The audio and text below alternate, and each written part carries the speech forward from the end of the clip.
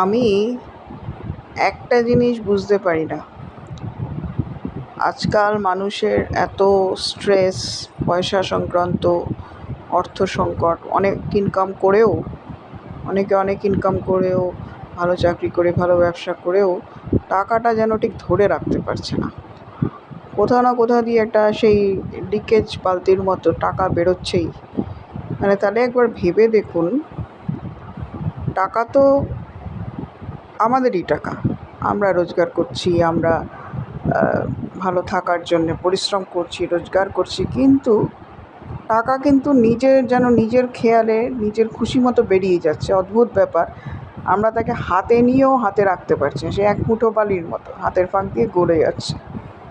তো এরকম সিচুয়েশন তো আগেকার দিনে হতো না এতটা। হতো কি, কখনো কখনো হতো বেহিসাবি মানুষের, কিন্তু একত্রে সবার এরম একটা সিচুয়েশন, এটা নিয়ে ডিপলি কখনো ভেবেছেন?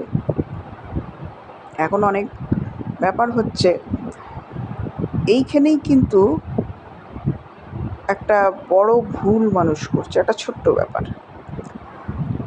এই যে আধ্যাত্মিকতা, মানে মেডিটেশন করা, নাম জপ, খুব শান্ত মনে করা, ভগবানের লীলা চিন্তন করে, এইটা যদি আমরা জীবনের অঙ্গ হিসাবে করে নিতে পারি, প্রাত্যহিক জীবনে যেরকম কাজকর্ম আমরা করছি, টাকা রোজগার করছি, জীবনটাকে ভালো রাখার জন্যে সর্বদা প্রচেষ্টা চালাচ্ছি, তার মধ্যে আরও একটা প্রচেষ্টাকে তীব্রভাবে চালিয়ে যেতে হবে এবং তাকে সবথেকে বেশি প্রায়োরিটি দিতে হবে। সেটা হচ্ছে ঈশ্বরের প্রতি ধ্যান।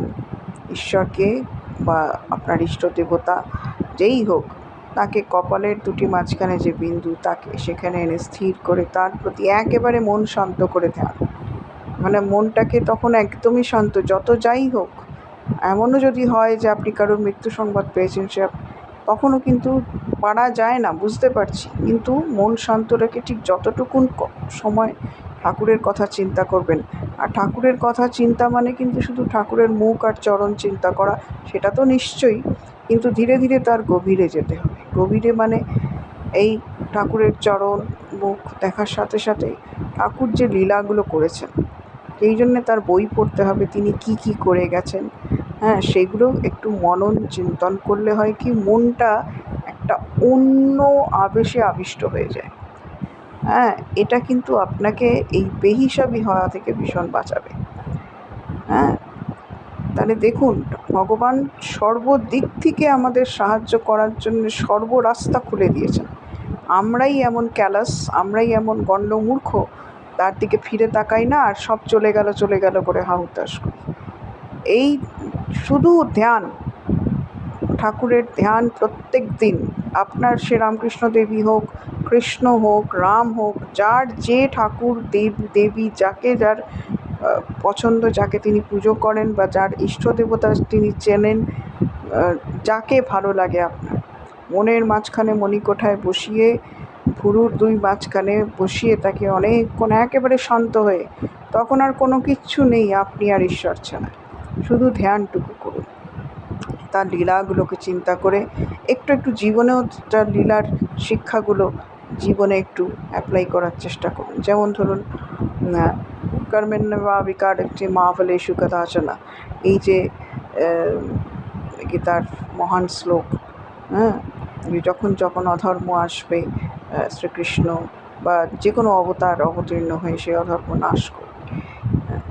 কাজেই এই কথাটাও যদি আমরা ধ্যানের মধ্যে চিন্তা করি, শুধু যখন এই শ্লোকটিকে চিন্তা করছি, করতে করতে তার ভেতরে ঢুকছি, তার মানেটাকে অনুধাবন করে তার উপর ধ্যান করছি, তখন দেখবেন মনে মনে নিজেই একটা সংকল্প এসে যাবে যে আমি কোনো দিন অন্তত কোনো অধর্ম করব না, বা অধর্ম কেউ করছে দেখলে অবশ্যই প্রতিবাদ করব, তার একটা সৎ সাহস জন্মাবে।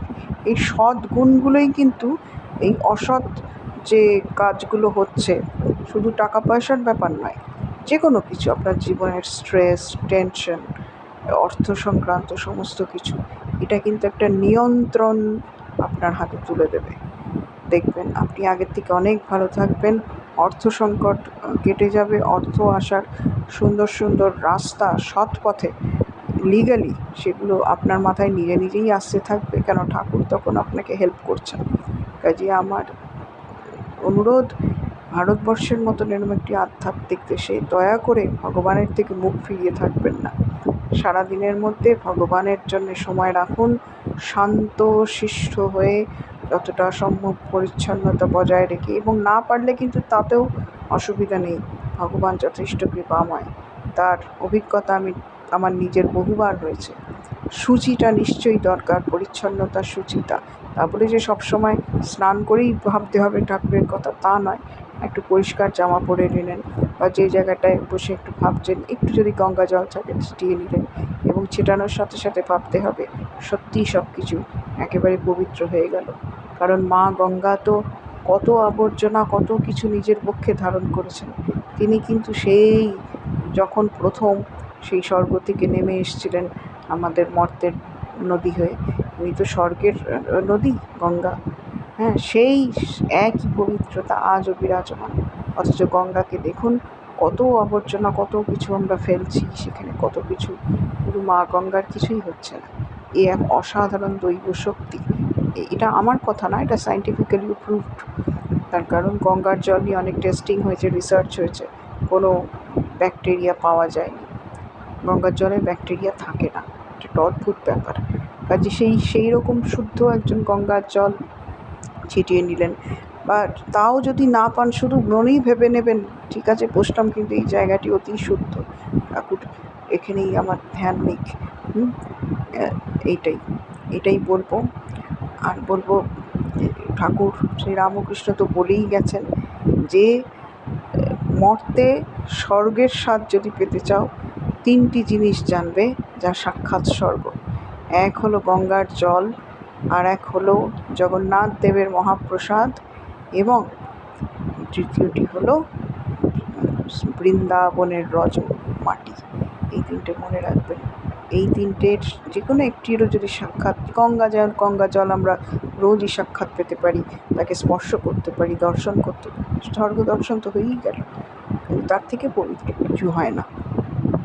একজন সহনাগরিক হিসাবে আমার একটি অনুরোধ, ভগবানের থেকে, ঈশ্বর চিন্তা থেকে, ভগবত কথা থেকে মুখ ফিরিয়ে থাকবেন না।